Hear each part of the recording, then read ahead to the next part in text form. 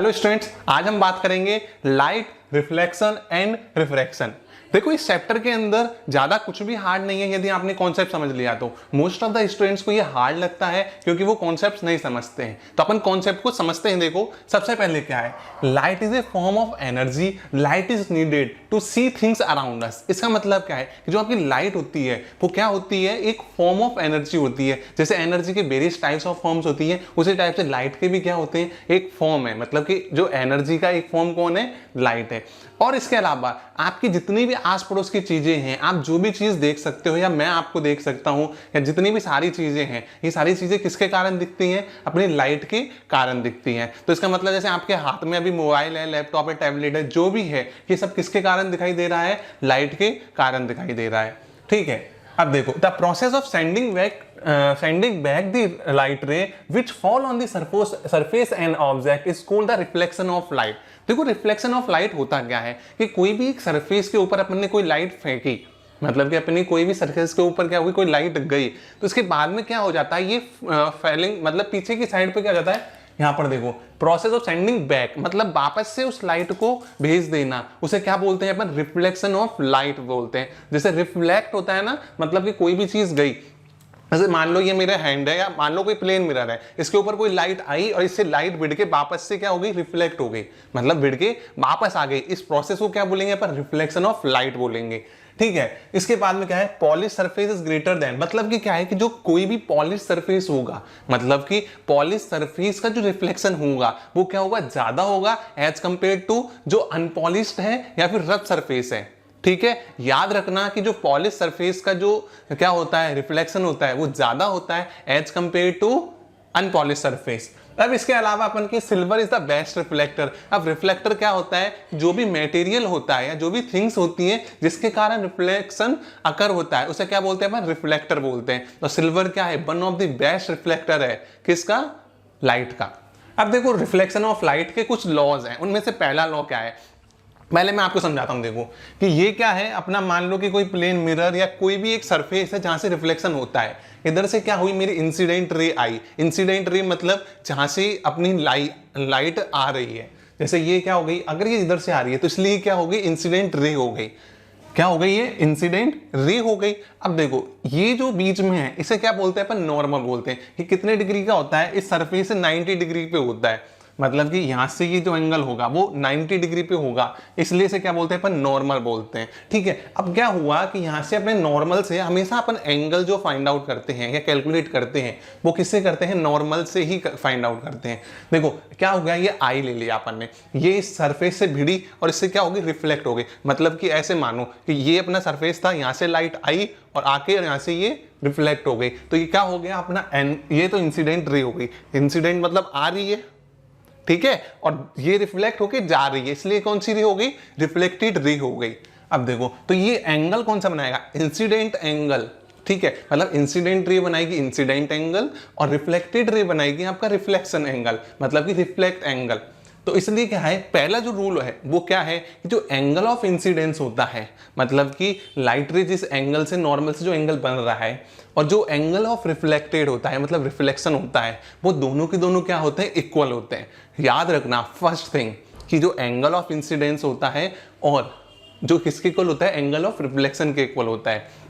Second law क्या है, second law ये कहता है सिंपली कि जो आपका देखो इंसिडेंट रे है पहली चीज, दूसरी चीज कौन है, अपना नॉर्मल है, और तीसरी चीज कौन है, रिफ्लेक्टेड रे।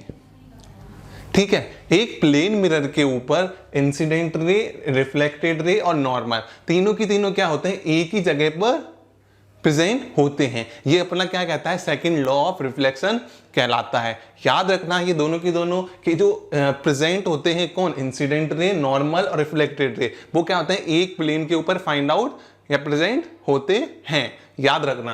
दूसरा, पहला, उससे पहले ये तो दूसरा हो गया, इससे पहले क्या था, angle of incidence equal to angle of reflection. यहां तक कोई प्रॉब्लम है क्या, नहीं है। अब एक इंपॉर्टेंट थिंग होती है, वो क्या होती है कि जो साइज ऑफ इमेज होती है, अपना प्लेन मिरर हो गया, उसके अंदर या कोई भी मिरर होता है उसके अंदर क्या होता है, साइज ऑफ इमेज होती है, वो क्या होती है, साइज ऑफ ऑब्जेक्ट के ऊपर डिपेंड होती है। मतलब कि अगर मान लो कि ऑब्जेक्ट बड़ा है तो उसकी साइज भी क्या होगी, इमेज की बड़ी होगी। ऑब्जेक्ट छोटा है तो इमेज की साइज भी क्या होगी, छोटी होगी। अब देखो ध्यान से एक चीज समझना, क्या है कि image form by a plane mirror is virtual and erect. आप एक चीज समझो कि जो आपका प्लेन मिरर होता है वो हमेशा आपकी एक इमेज क्या होता है, वर्चुअल बनाता है और इरेक्ट बनाता है। इरेक्ट मतलब क्या हो गई, सीधी। मतलब कि आप मिरर के अंदर देखते हो तो आपने देखा होगा क्या वो जो मिरर के अंदर इमेज है वो क्या रियल है कि वर्चुअल है, ठीक है ना, रियल इमेज नहीं है, क्योंकि आप यहाँ पर और सामने की साइड मिरर है तो उसमें जो फॉर्म बन रही है वो वर्चुअल है, क्योंकि आप वो रियल, ठीक है। अब देखो अब क्या हुआ कि वर्चुअल इमेज हो गई और साथ में क्या होती है वो इरेक्ट होती है। ऐसा तो नहीं होता कि आपके पैर ऊपर होते हैं गर्दन नीचे होती है, नहीं होती है ना। इसका मतलब वो क्या है, इरेक्ट क्या बनाती है, इरेक्ट इमेज बनाती है। The image form is as a behind the mirror as the object in front of it. जो इमेज फॉर्म होता है वो जितनी ज्यादा as far behind the mirror as the object is in the front of it. मतलब कि कोई भी एक ऑब्जेक्ट, आपका सिंपल सा समझाता हूँ सिंपल लैंग्वेज में। आप क्या करना है, एक मिरर लेना, मतलब कि आपके पास मिरर होगा कहीं पे भी, तो आप एक चीज देखना कि आप जितना पीछे जाओगे, क्या जितने आप पीछे की साइड जाओगे उतना ही आपकी इमेज की जो फॉर्मेशन है वो क्या होगी, छोटी होती जाएगी। और जितना आप पास आते जाओगे इमेज मतलब मिरर के, तो उतनी ही ज़्यादा आपकी इमेज फॉर्मेशन इंक्रीज होती जाएगी। बस यही चीज़ कह रहा है कि आपका जितना ऑब्जेक्ट से आप पीछा जाओगे उतनी ही आपकी ऑब्जेक्ट क्या होती है, चेंज होती रहती है। मतलब इमेज की साइज चेंज होती रहती है।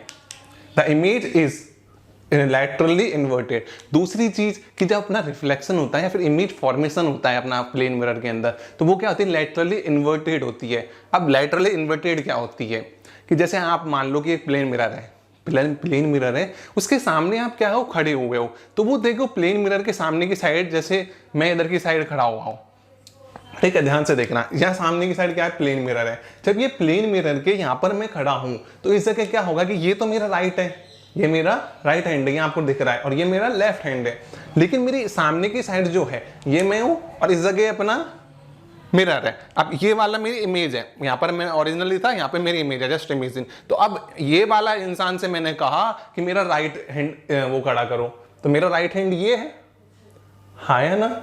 लेकिन इस वाले के हिसाब से तो मेरा रेज ये होना चाहिए, लेकिन आप जब इस वाले में देखोगे तो इस वाली कंडीशन के हिसाब से मेरा राइट हैंड ये है। लेकिन जब आप देखते हो इमेज में, जब आप इधर वाला हैंड उठाते हो, इधर वाला हैंड उठाते हैं, तो क्या होना चाहिए, अगर ये मेरी सीधी की सीधी सेम कंडीशन होती तो ये वाला हैंड उठता है, ठीक है। तो आप एक चीज समझने की कोशिश करना कि इन्वर्टेड कंडीशन कौन सी होती है। मतलब ये बिल्कुल सेम टू सेम होती है, मतलब कि अपनी इमेज जो होती है वो भी इधर की साइड जाती, तभी उसका ये मेरा राइट क्या होता, उसका भी राइट होना चाहिए था, लेकिन वो इसका क्या है, लेफ्ट है, क्योंकि उसके हिसाब से तो ये इसका लेफ्ट है ना और ये राइट है। तो समझने की कॉन्सेप्ट करना, प्रैक्टिस करना। इसके बाद में अपन इसके इमेज प्लेन मिरर के अंदर कौन कौन से पोल होते हैं, एक्सिस क्या होता है, फोकल एफ आर जितने भी होते हैं उन सबको अपन डिस्कस करेंगे। और इस वीडियो को लाइक करना, चैनल को सब्सक्राइब करना और ज़्यादा से ज़्यादा शेयर करना। मिलते हैं अगली वीडियो में, तब तक के लिए धन्यवाद, जय हिंद।